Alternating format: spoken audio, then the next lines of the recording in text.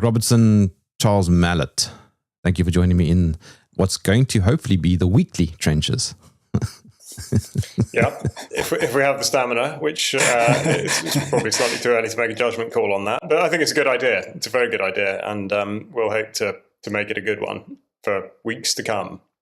Obviously, we, as UK Column, are very pleased to have you doing what you're doing. But I think I hope we speak for the audience, which, again, we hope will be a burgeoning one, certainly as in the first instance it merges the existing UK Column audience and your existing audience. But I think it's fantastic because it does bring something different, and that is absolutely superb. And I think the response to what you're doing and the variety that you've already put out is absolutely terrific, and that is of huge advantage to us, but enormously enjoyed by the people that are engaging with the content, and also it's very shareable now that we live in an age where to transmit this sort of thing from place to place is instantaneous. It is great to have this extra dimension. So I think we really do look forward to more and more and more, and indeed the audience response, which is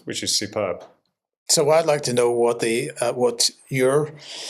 of response you've had, and I'm actually quite interested to hear what kind of response you had to last night's interview. And I probably shouldn't say last night's because I'm not sure when this particular discussion Titanic is going to go out. The Titanic one, because I have an interest in that area. I mentioned on the news yesterday, Jeremy, that my uncle, I don't know if you've ever seen the skyline of Belfast, but the skyline of Belfast in certain photographs is dominated by these two massive cranes, big yellow cranes that are called David and Goliath. And my uncle project managed to build those in the 60s, 70s. Oh. And so he was working in Harland and Wolff, which built the Titanic.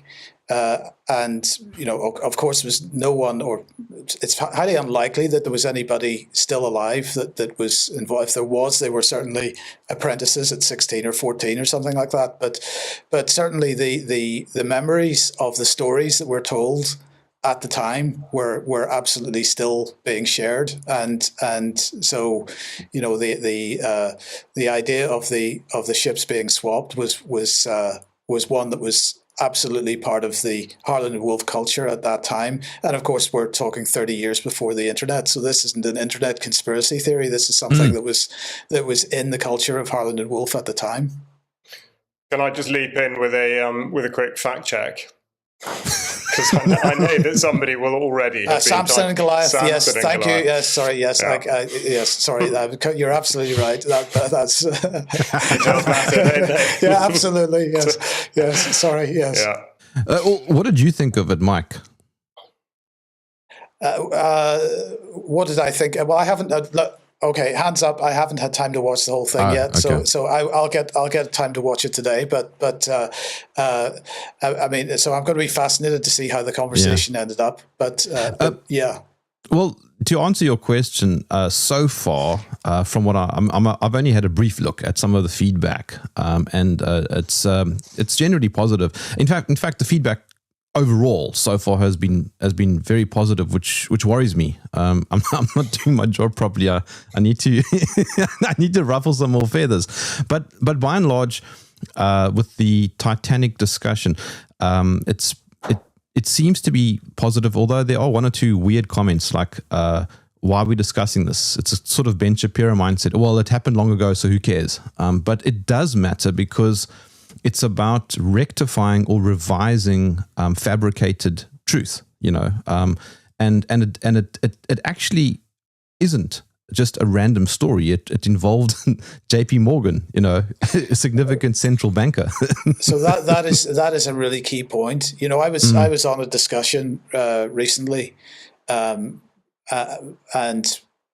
it was involved. I can't remember exactly what the context was, but I was giving a little bit of historical background just in a lead up to describing events that are happening at the moment, and somebody interrupted me during the conversation and said, "Why are you telling us this? We don't need a history lesson." We absolutely need history lessons. We've got to understand the context of current events. We've got to understand current events in the context of what's happened before. And when we're talking about the likes of JP Morgan, he is the precursor, or he was the precursor to exactly the kinds of mindsets that we're seeing operating today. And if we don't understand that what we're seeing today is ideological in a sense, and we've seen it actually many times in the past, if we can demonstrate from because you know how it is, events happen, and evidence around those events tends not to come out for significant time afterwards. So actually we can learn a lot from looking at historical evidence. And if JP Morgan was prepared to pull that particular gag, then, you know, one of the comments that is often made is, why would they do that? Well, you've got to understand what has been done in the past to understand why people would do things in a particular way today. And without understanding history, you can't understand current events. I'm going to say that you know, one of the things that surprises me most in recent months about people that are saying that they are interested in the truth is that actually quite often they're not. And whenever a competing idea comes along, they find it very, very challenging. And they're not willing to consider that competing idea because it is in competition with their established ideology. And I think this is a very dangerous position for any of us to get into. And we've got to be absolutely challenging what our perceptions are, what our inbuilt ideas about what's going on around us are. We need to be challenging those every single day. Am I right about this? And if we're not challenging that, then we are no better than mainstream media. But that's exactly correct. And I mean, somebody asked me the other day, why don't you bring on the other view to let's just say now the Titanic, right, or the Apollo mission? Why don't you bring on somebody who disagrees with your guest? Well, what you're effectively saying is bring on somebody from the mainstream again. So no, because that's not what I'm doing. I'm trying to present competing ideas. I don't want to perpetuate the established ideas because you can get those everywhere.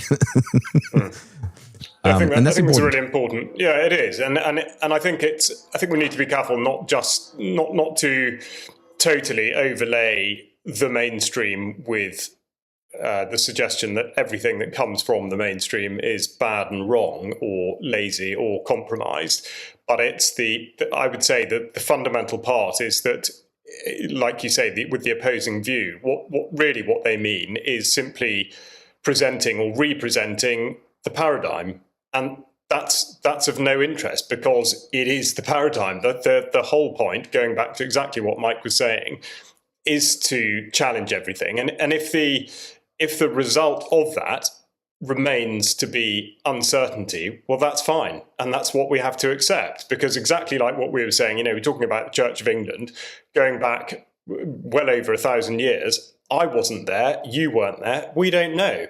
But I think we have to be absolutely prepared to introduce the element of doubt. And if you think of, in terms of sort of fables from the modern era, and I don't mean fables as in they're completely untrue, but the stories that get slung out at a very young age to children, it's part of these sort of building blocks of what it means to be dipping your toe into the waters of history. I mean, the sinking of the Titanic is absolutely something that everybody knows about or thinks they know about, in the same way that the Twin Towers perhaps represent the same thing for the earlier part of the 21st century. And if you're not prepared to think, you know, like we always say, think critically or just think at all about it, then you're setting yourself up for a fall. And also it seems totally illogical to pick holes in one thing and then imagine that everything else just stands up.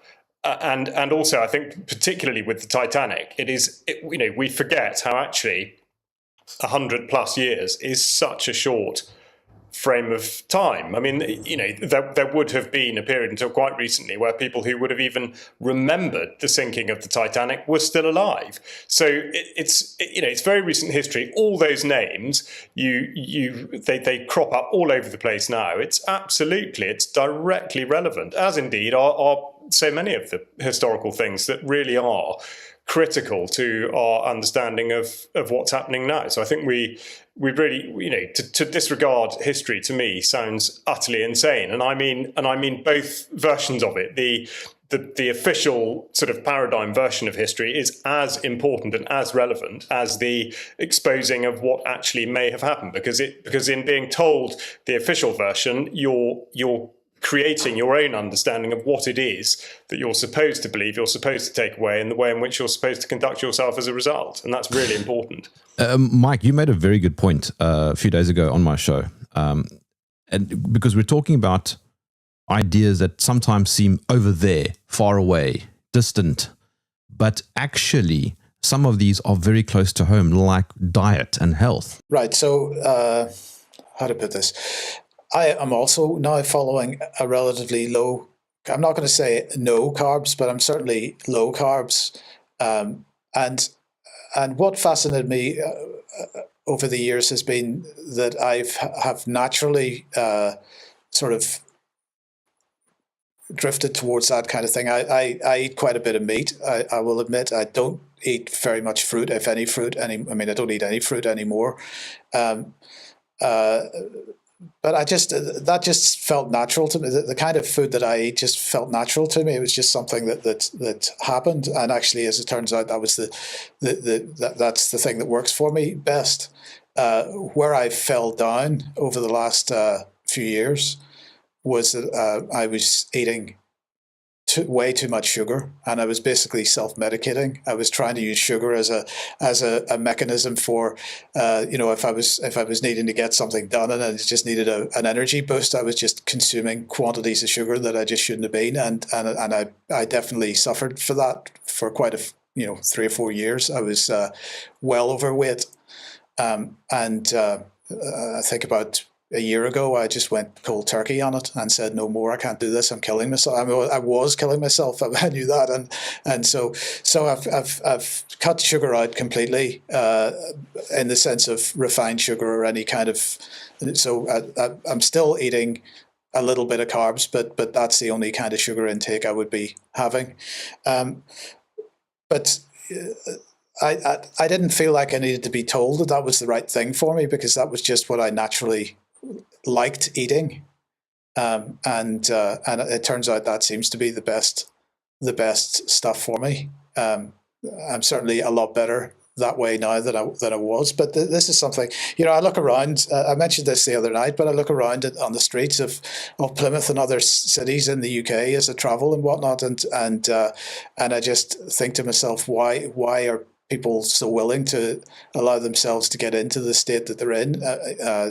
I'm not in any way criticizing, because that would be hypocritical, because I allowed myself. But at some point, we've all got to realize this is not the best thing for our futures, and maybe we want to be reconsidering that. But I mean, how do you expect an army to win a battle if the soldiers on the front line are all fat and sickly? Yeah, well, I mean, Charles is better qualified than I to talk about this, but my feeling is that wars aren't going to be fought by human beings on battlefields in the not too distant future, right? So maybe it's not so important anymore. Yeah, I wonder. I would question that.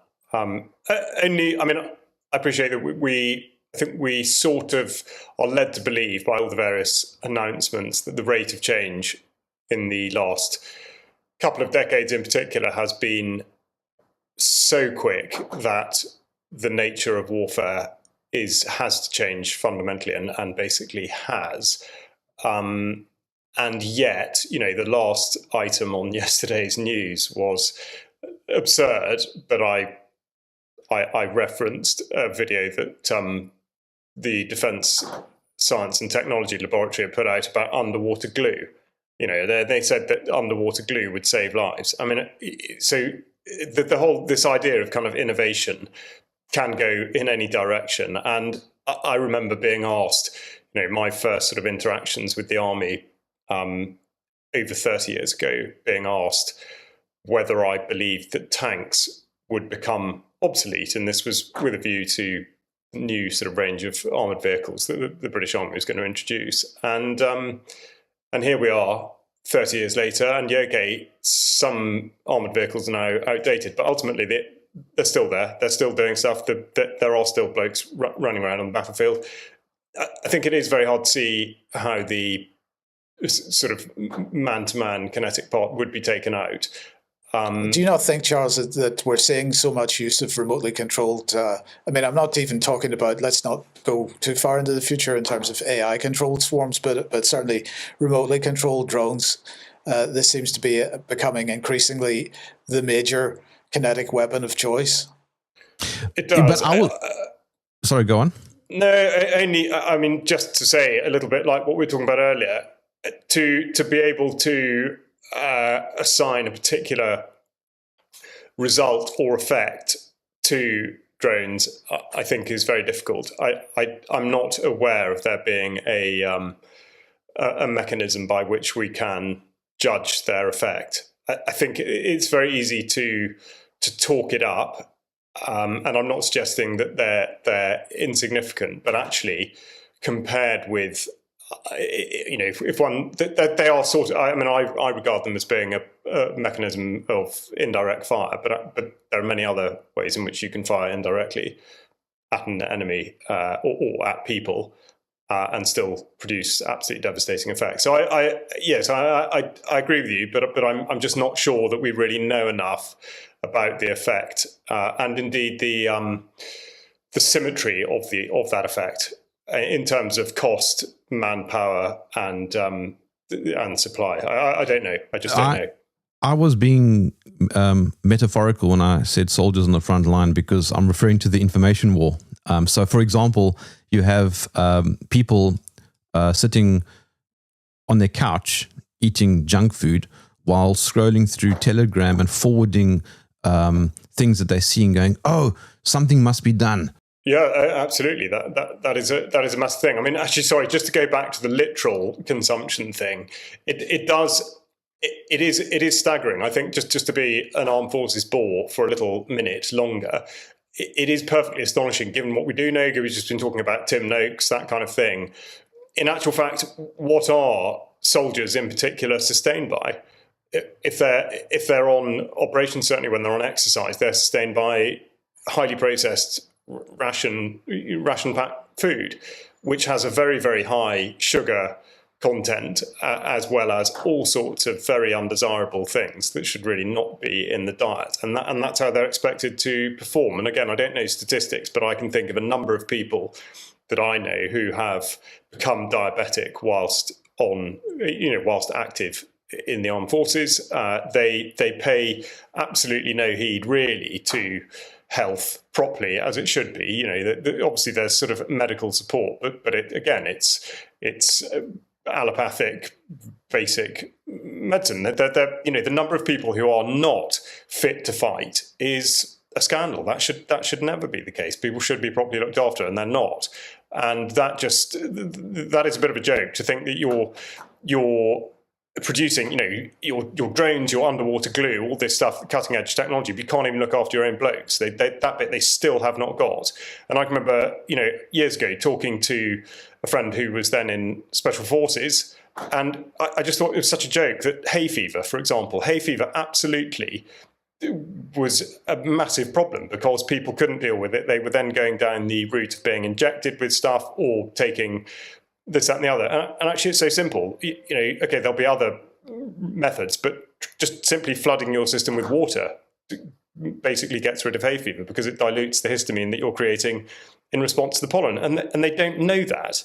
And I just, these sorts of things are absolutely incredible to think that this idea that we've leapt into the 21st century and we know everything. It's this absurd sort of arrogance and stupidity at the same time. So sorry, yeah, that's just on the consumption thing, because it is so important, and it does come back to, it doesn't matter whether you're in the army or not. If you're not in effect fit to fight, then you are in that same position. You are sitting on the sofa, scrolling through stuff, saying something must be done, but it's not going to be you that does it.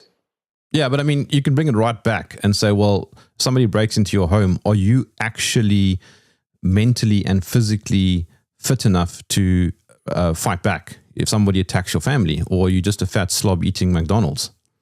Well, this is why when we were speaking the other day, Jeremy, that I said this fight begins with us as individuals, and I admit to a certain degree of frustration when people say, "Well, what can we do?" You start with yourself, and if you're not fit and you're not healthy and then you're not going to have the energy to actually be involved in the fight in any practical sense. So it starts with ourselves, and if we're talking about resisting, we've got to look at the whole picture of what we're being bombarded with, and we start with the fundamentals, and the first fundamental is quality of food, quality of environment, and so on. So let's start with those two, and start with the quality of food, and consider what's being shoved at us by supermarkets and so on, and all this so-called hyper-processed food. In fact, the same stuff that Charles just been talking about with respect to soldiers. But we're consuming this every day. I'm not, but most people are.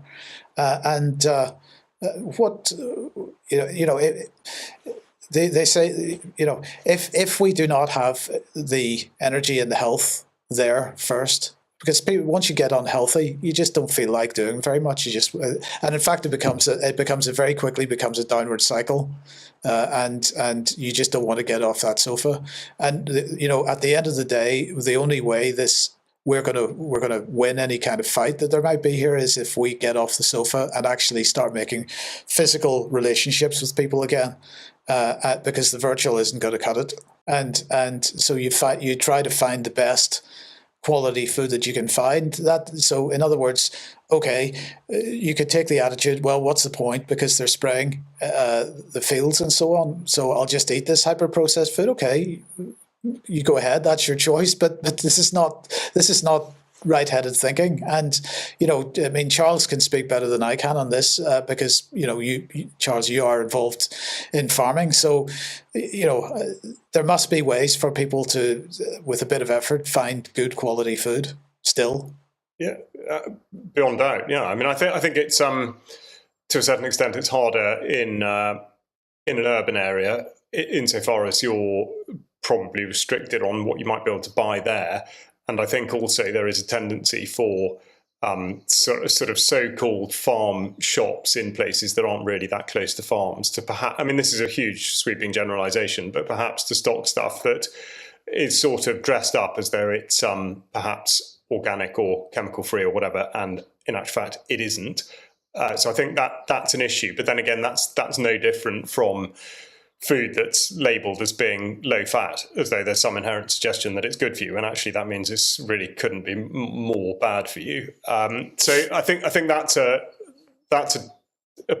problem. But then again, depending on where one is, thinking back to your Jim Gale podcast of recent times, everyone is able to grow food of some sort. Now, just because you, at the outset, you think, right, well, I'm not going to be able to produce everything that I need to eat, that is not a reason not to have a go. And it's the same. I was making the same point about rainwater last week. We're now, from having gone to sort of flood warnings and watch out, your electric car's going to explode, we're now doing, in fact, it's too dry and we have no water, so look out. But the bit in between is, well, if you were able to harvest some rainwater, yes, you might not have all the water that you need, but you'd have most of it, and then the government would, or the water company or whatever, would not have such a hold over you, in the same way that people do have a hold over you if you're not healthy in mind and body. But no, I mean, in the rural environment, I think there are now plenty of places, people who are supplying chemical-free food, pharmaceutical-free, because I think that's the other thing, is particularly where meat is concerned.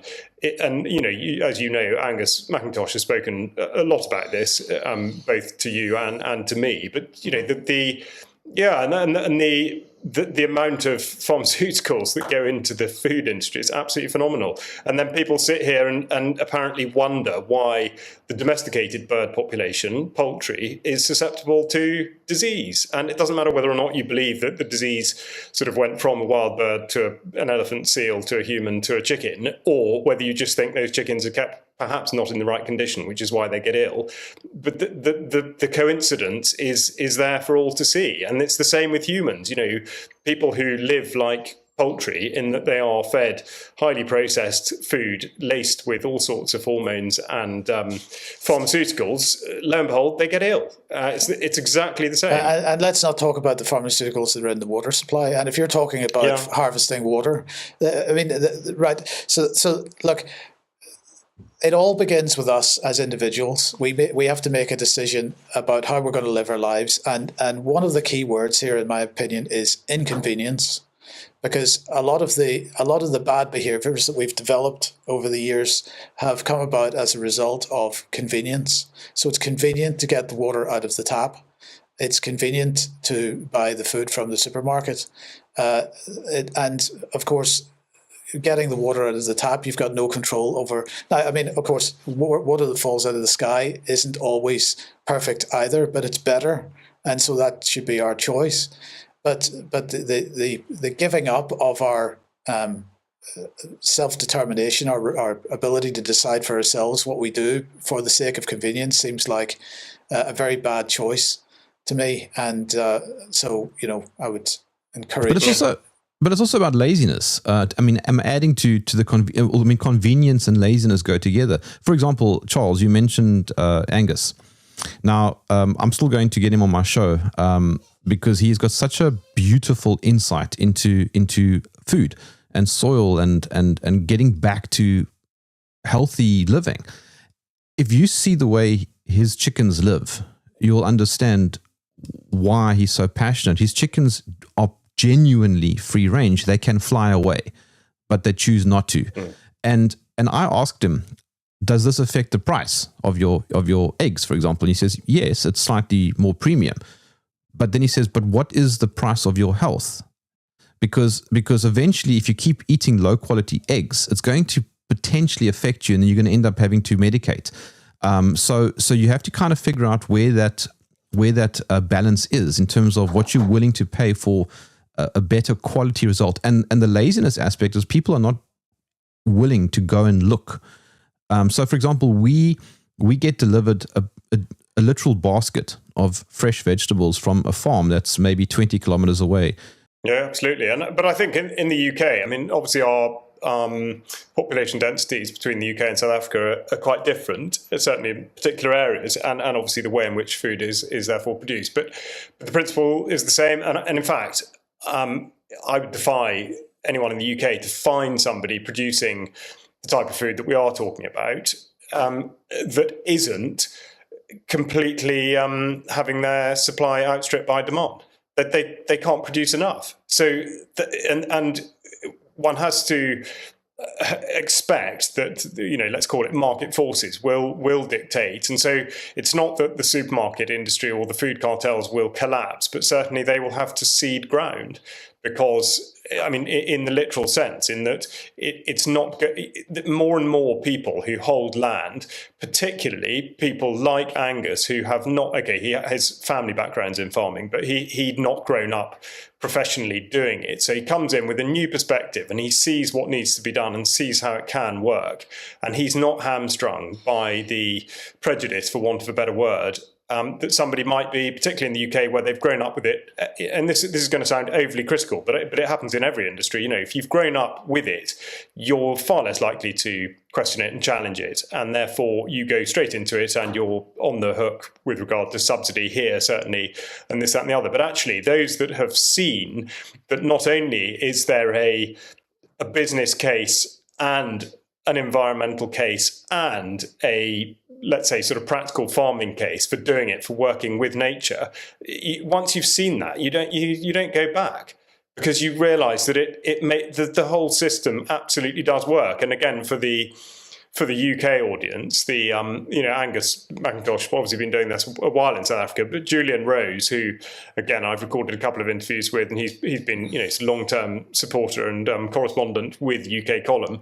He's done this for decades, and he converted an 800-acre estate in Oxfordshire bit by bit into what was then called organic. That's more of a certification term, but he saw that being subverted in the same way that everything does, in that it started for exactly the right reasons, improving the soil health and providing something of sufficient nutrient density to the person that was going to eat it, for which you pay a premium. But then again, if the cost of that is to be weighed against that of your life, really kind of reasonable to spend a bit of money on it, and indeed realise that it goes further.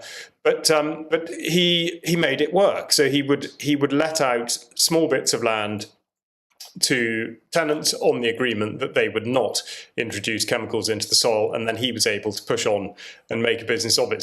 So he wouldn't have been able to do that, and it wouldn't stand today if there wasn't demand, if people didn't understand it. But the more and more people that do not just see that it is being done and it can be done, but that they can have a meaningful part in it, then the better. And it absolutely is out there. And also the idea that, like going back to Julian's model, to approach landowners to rent out a couple of fields and start doing your own thing, raising livestock, it really is not that. It's not that difficult, and it's work, but it should be something that you're able to derive pleasure from.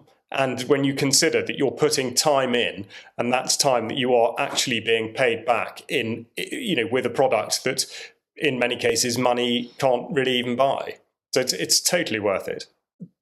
We live in a world, sort of like it or not, and almost all parts of it. There are luckily still some isolated and remote parts of the world where they don't have to make that compromise. But for the rest of us, we do live in a world where we compromise with absolutely everything. And so to take the view that you are, primarily you're, as Jason Christoph would say, progress, not perfection. But the idea that you're, by and large, eating as much of the right stuff as you can and you should, and you feel good for it. And I think, just think of all these sort of the old adage, talking about food that either agrees with you or doesn't agree with you. It's such a sort of grandparently thing to say, and yet it's absolutely true. You can, I find, if you stop and think about it, you can tell absolutely whether something does or does not agree with you. And it should be the same thing with drink. I mean, if you drink to a point where either during the drinking session you are realizing that it's not agreeing with you, well, then you've overcooked it, or you stop. And it's the same thing with the following day. And if you're not getting that sense that your ability to function at a high level is being compromised, then and you are deriving pleasure from it, and you don't believe it's going to sort of curtail your life or affect your friendships or your professional or whatever, then yeah, it's okay. It exists, and therefore that is that. But I think one does need to have a discipline, and you have to draw the line somewhere, because otherwise, what about Cocoa Pops? 2 packets of Cocoa Pops, and then the next thing you're back on the sofa and you're not able to function at that level. So yeah, it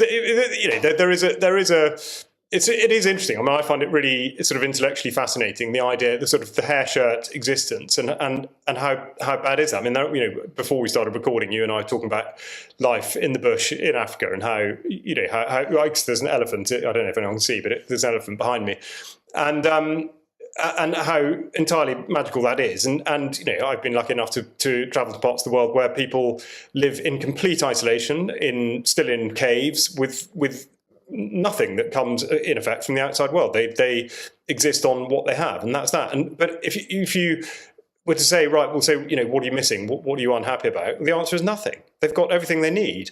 But we have been exposed to all this stuff. I mean, it's like sort of the tree of knowledge thing. We know about all this kind of stuff out there, but fail to ask the question of whether we actually need it and whether it is actually good for us. Yeah, but there's an interesting philosophical segue there. Which kind of feeds into the purity test thing, which in a weird way comes back to what we were talking about earlier, because the purity test, I think, can also be very dangerous.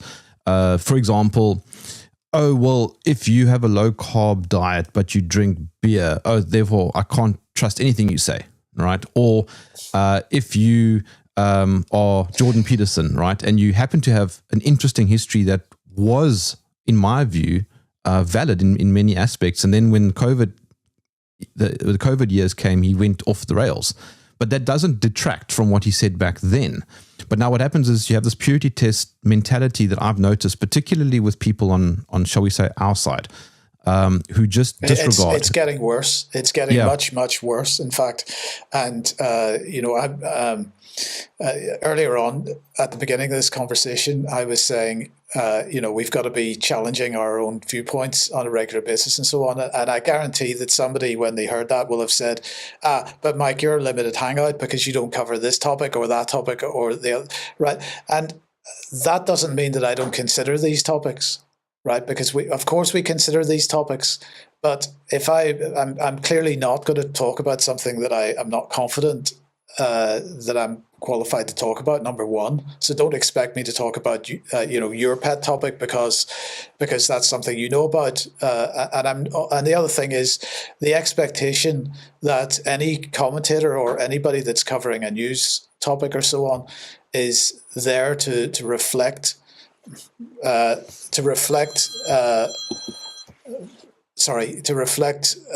people's own views back at them again.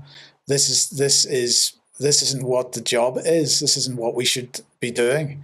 If people already have come to a conclusion about something, well, that's fine. They don't need validation from somebody else. Or do they need validation from somebody else because actually they're not that confident in their own position? And if we're not confident in our own position, then we need to be really challenging that position. But we shouldn't be running out looking for people to validate our positions and then criticizing those people if they don't validate our position. And the other thing is, we have to be willing to accept that other people are going to have different views to ourselves. And if every time somebody expresses a view which is different to our own, we turn around and say, well, you're a government shill, therefore, then we can't ever actually get to the truth because we're not willing to have a discussion. So, I'll tell you what else is dangerous, and it's actually really if people are talking about limited hangouts, let's talk about why the UK column might be a limited hangout. And one of the reasons is because if we bring someone on to have, and you're discovering this with some of the guests that you have on from some of the feedback, if we have someone on that is taking a different position to the position that the UK column is perceived to have, then that results in us promoting the position that person said somehow, right? If the BBC or Sky News or any other media outlet, a mainstream media outlet, has somebody on that takes a different position to the platform that they're on, the channel that they're on, the BBC isn't accused necessarily of promoting that person's position because the BBC is allowed to bring somebody on to find out what they think, to challenge what they think. We're not allowed to do that for some reason because every time we bring somebody on that is perceived as being on the wrong side of the argument, that becomes, therefore, we are promoting the wrong side of the argument. And this is extremely dangerous, in my opinion. We should be able to and you're starting to push the boundaries of the types of guests that we have had on in the past, and that has certainly challenged in one or two cases some of the people that have watched, without doubt. Tom for example. And I think this is great. This is absolutely what we should be doing. But people have got to drop this idea that if a platform has person X on, that platform therefore is promoting person X's opinion or agrees with person X's opinion. We might choose to present an interview with person X because we feel you need to know what person X's view is for you, to help you come to your own conclusions about what the truth is about a particular point. That doesn't mean that we agree with everything that somebody is saying. And I just feel that is a problem of that where organizations like us end up being limited as a result of criticism that really shouldn't be a thing. I don't know, Charles, if you've got a thought about that. Yeah, well, I do agree. I think the bit that's always rather nebulous is trying to ascribe a reason, and it to me, and it's going to be individual to a large extent, but it does seem that if one considers, say, sort of late 2021 to be to have been the sort of high point of unity, let's say, against the mounting tyranny of all the pseudo-health lockdown nonsense that was then driven towards absolute division of society by virtue of whether or not you'd had a novel, untrialed pharmaceutical product. So basically, if you were at that point in one camp where you felt like you were part of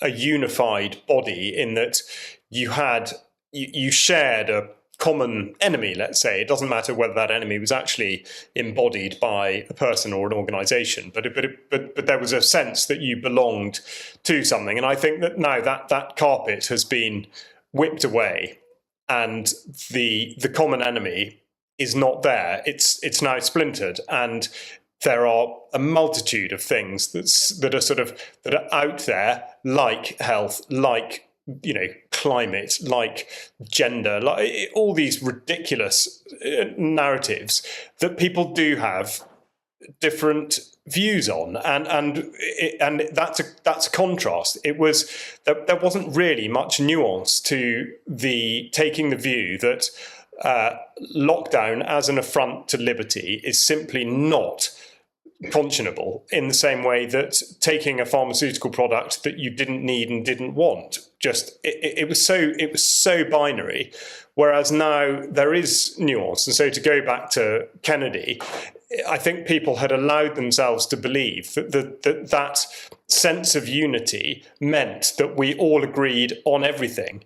And we never did. But it was because those topics assumed such enormous primacy in the public consciousness and the individual consciousness that people have struggled to adapt. And for a lot of people who, in effect, jumped the fence in 2020, coming from, what might have been they would regard as being a sort of different place psychologically into a space now, that they're not going to, hopefully, to a great extent, they're not going to sort of drift back into that other place, although of course some have. But they've found that actually the reality is that we are, I say we, but I mean those people that thought those things and felt those things in 2020, 2021 are in fact just as splintered as the group of people that they may have come from prior to that. And I think that's a bit of a disappointing revelation, because I think a lot of people felt that they really were pushing on and it was all a fight and this, that and the other. Whereas now, we've talked a bit about sort of the evolution of warfare. Well, I mean, in a sense, this is similar.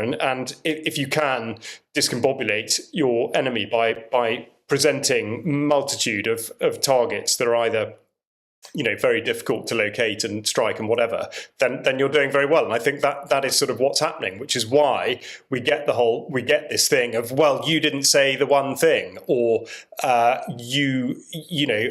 can you not say this, all these types of things. And I think that's why it's happening. And also I think that it relates very closely to the sense that people are still wanting Nigel Farage or Donald Trump or even Kennedy or somebody to stand up and punch the big guy for them, whoever the big guy actually is.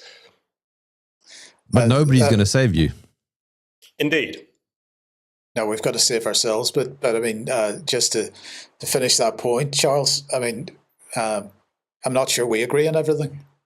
I hope we don't. No, I mean, that would be so dull. It really would. And also, if we agreed on everything, we would learn nothing from one another. I think, Mike and I have now worked together. I mean, in the grand scheme of things, from a UK column history point of view, for a very short time, a couple of years. And I mean, personally, I have certainly, I'm not going to single Mike out or indeed blow his horn just because he's on this thing. Yeah, but I mean, I've learned a huge amount from him.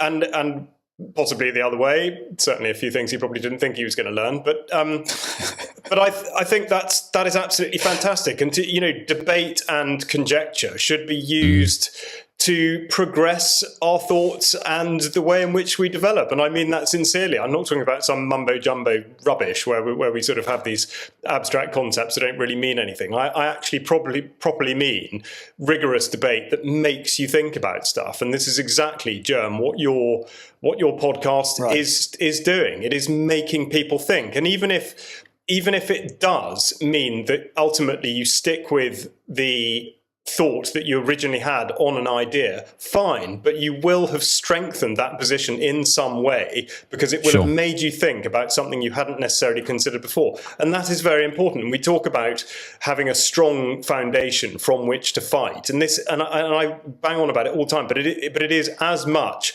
mental as it is physical or and spiritual and all the rest of it. It's all aspects. And this is completely a part of it. So disagreement in whatever way is healthy. And just before we finish this point, this is really important because I hear people saying on a regular basis, well, I try to engage with people out on the streets and they won't buy into my argument. And part of the reason for that is because we're not having these conversations. We've decided that we know what the truth is and we don't need to consider X, Y, and Z or A, B, and C, right? But the point is when we're then confronted with X, Y, or Z or A, B, and C in a discussion, we don't have an answer for it. The only way that we can actually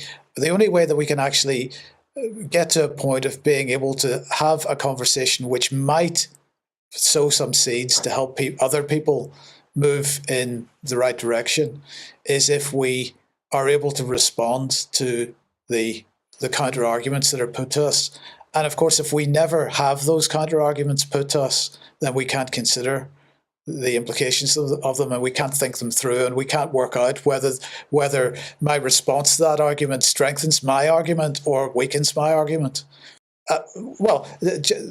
So in other words, we should not be saying to each other, basically, you can't say that, or if you say that, I'm not going to listen to anything that you say anymore because I don't agree with you. I mean, this is a common response. What I find sort of amusing and ironic at the same time is that in these stories of exasperation of, and he or she just wouldn't, just absolutely refuse to listen to my point of view.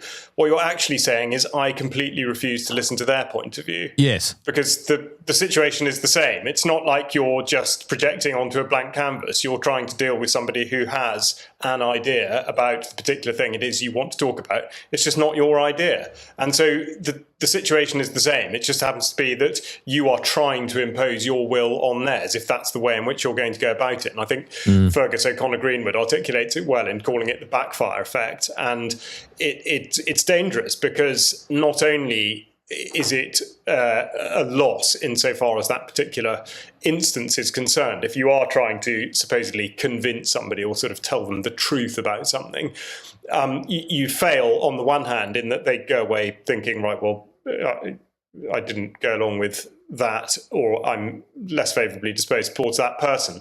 But actually what you're probably doing is up-armouring their defence mechanism against a similar approach in future. So it doesn't matter what the topic is, they will be even more determined that their point of view is actually right, which is it's totally daft and a total fail. And I think also it bears relation to, I think, a very well, let's say a more neutral approach, first of all, via asking questions and trying to understand somebody's position, expressing a little bit of humility works for a start in most cases, because if you question somebody, you actually understand why it is they believe something. I mean, we all are guilty of making assumptions as to why somebody believes something, but in most cases, somebody will have come to such and such a point of view because at some stage or other, they will have been told something that we perceive to be untrue. And it wasn't just them that was lied to, it was all of us. So in actual fact, we're all in the same boat. We go back to the beginning with the Titanic.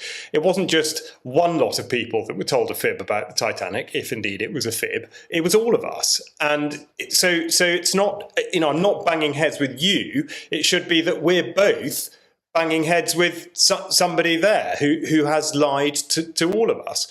And that does matter. So in actual fact, we should be looking for the common ground and to work with the bits that we can make those connections with, which is the fact that we are manipulated and abused. The more time people spend trying to put the boot on the other foot, the better. And the thing that always comes to mind in this regard was, okay, we're doing it less and less now, but in the first decade of this century, the tempo of operations for the British Army in particular was very, very high. And we were causing more than a nuisance in certainly Iraq and Afghanistan. And there was huge public support for it because of all the charitable stuff that was going on and this, that, and the other, and the line that was changed from it being a sort of military campaign to a political one, keeping our streets safer, and a whole load of stuff that was fundamentally untrue. But the bit that I always found odd was that I've never come across anybody who imagined the situation in reverse, in that the Taliban or the Northern Alliance or, let's say any force, body, whatever, in Afghanistan had taken exception to the way in which we were doing stuff in this country, and they deployed blokes to Dover, and there was a company or a battalion or whatever patrolling the streets of Salisbury or Amersham or whatever. How would we feel about that? Would we think, oh my goodness, this is what we've been waiting for, thanks so much for turning up? Or would we think, I'm not sure we really want you here? And people never, ever consider that. Why not? They should, because they're considering it in a certain sense with the immigration issue. Yeah, absolutely. So I think people need to be consistent. They really do. And again, history, migration. I mean, crikey, I know this is probably the wrong time to be throwing a hand grenade, but this island nation is one in which migration has affected in one way or other, whether through means of violence or not, has affected this place for as long as we think we have a history of it. But people are not consistent on that. No one wants to acknowledge the fact that if you were to, if it is about sort of blood or whatever, you either trace yourself back to being what are you, an Angle or a Saxon or a Celt or a Norseman or what? Because in saying that you are British or English, you do, in a historical sense, mean something that is quite distinct from something else. So again, consistency, and I think one can only really achieve that from examining as much as you can possibly try to understand about everything. But as I say, that's perhaps a bigger thing. Maybe we get into that next week. Yeah, gentlemen, I'm looking at the time, so let's come in for the final lap. This is the first of hopefully a weekly roundtable chit chat. An attempt just to humanize UK column a bit, show that we are real people. It's not just text on a screen. Give me some final thoughts. Well, I think it's been a really great start. I've really enjoyed this, and I hope it sort of relates to people that are listening, because I think it can evolve to incorporate a lot. I think as we progress, I think to relate this to particular specific things that are going on in the world and that we have been reporting on, I think would be really good. But it's kind of setting down the foundation of sorts today has been fantastic. But I did actually jot down some notes beforehand of sort of news talking points that I would perhaps like to get into next time. Because it's crazy. I think to go back to the idea of discussing this stuff with other people, to be able to introduce into discussion things that people may not know about, and you can simply pique their curiosity by mentioning them, as opposed to grabbing them by the scruff of the neck and trying to ram them down their throats, I think are very useful. And there are,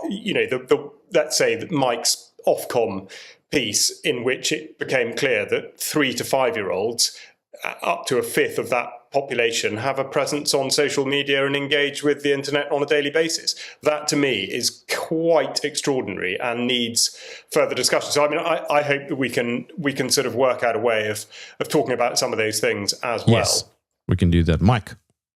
Yeah, I mean, these kinds of formats are great, and because I suppose one of the other criticisms that we get is we don't cover topic X, Y, or Z. We don't have time to cover all the topics in the news program, and if we can, expand on this format somewhat, we can go into those topics. Maybe to cover stuff that we actually haven't had on the news as well in a more relaxed way as well. So I'm looking forward to this as we go. Chemtrails. No, we can't talk about that because we're a limited hangout. All right, Mike Robertson, Charles Malet, thank you for joining me in the weekly trenches. All right. Thank you very much. Thank you.